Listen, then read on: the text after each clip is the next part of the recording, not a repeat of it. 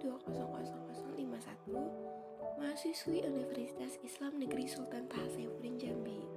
Baiklah, pada pertemuan kali ini saya akan menjelaskan tentang perencanaan tes dengan mata kuliah yang saya ambil, yaitu evaluasi dan proses hasil belajar yang diampu oleh dosen Dr. Dharma Putra MPKIM. Baiklah, pertama di sini ada peranan perencanaan tes dalam evaluasi. Jadi sebelum masuk ke pembahasan pertama, kita sudah mengenal dulu tuh apa sih tes itu dan apa sih evaluasi.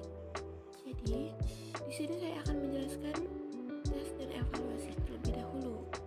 Tes adalah kumpulan pertanyaan yang diberikan kepada siswa dalam beberapa bentuk. Sedangkan evaluasi itu sendiri merupakan proses penilaian, pengumpulan, dan pengamatan untuk mengukur dampak dari suatu objek. Jadi, peranan perencanaan tes dalam evaluasi yaitu 1. Perencanaan tes dilakukan agar tes yang kita lakukan itu sesuai dengan tujuan yang telah direncanakan. Yang kedua, membantu dalam mengidentifikasi metode dan strategi yang paling tepat dalam menentukan tes dan mengumpulkan informasi yang dibutuhkan. Yang ketiga,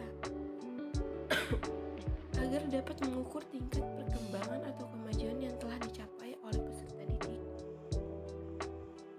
Yang keempat, untuk membantu evaluator dalam memutuskan jenis tes yang diperlukan baik oleh evaluator itu sendiri maupun stakeholders. Terus yang kelima, menjadi pedoman bagi evaluator untuk memulai setiap tahap dari proses evaluasi.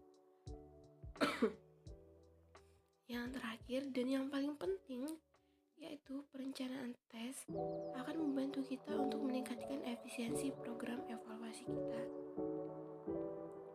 Baiklah, selanjutnya di sini ada pertimbangan dalam proses perencanaan tes. Jadi, di dalam perencanaan tes itu ada pertimbangan-pertimbangan yang harus dipenuhi. Yang pertama yaitu pengambilan sampel dan pemilihan butir soal. Tes hasil belajar haruslah disusun atas butiran-butiran soal yang representatif dari ilmu atau bidang studi yang diujikan. Terus yang kedua ada tipe tes yang akan digunakan. Yang pertama ada esai, objektif, dan yang terakhir yaitu problematik.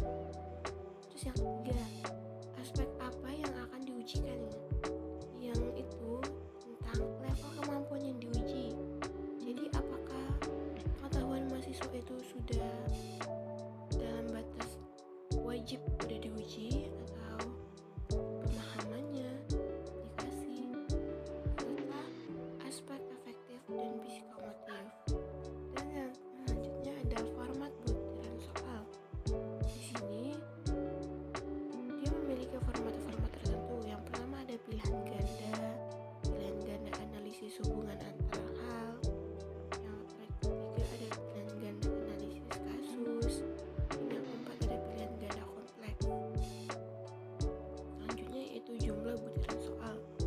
Dalam menentukan jumlah soal harus mempertimbangkan waktu yang tersedia, yang ada, serta kompleks situasi tugas dan waktu ujian yang diadakan. Yang terakhir yaitu distribusi tingkat kesukaran butiran soal. Tes yang mempunyai tingkat kesukaran yang rendah sebaiknya diletakkan di awal tes dan yang tinggi pada akhir tes. Selanjutnya yaitu tentang aspek kemampuan yang diuji dalam tes untuk evaluasi. Jadi aspek ini berkaitan dengan tingkat kognisi yang akan diuji.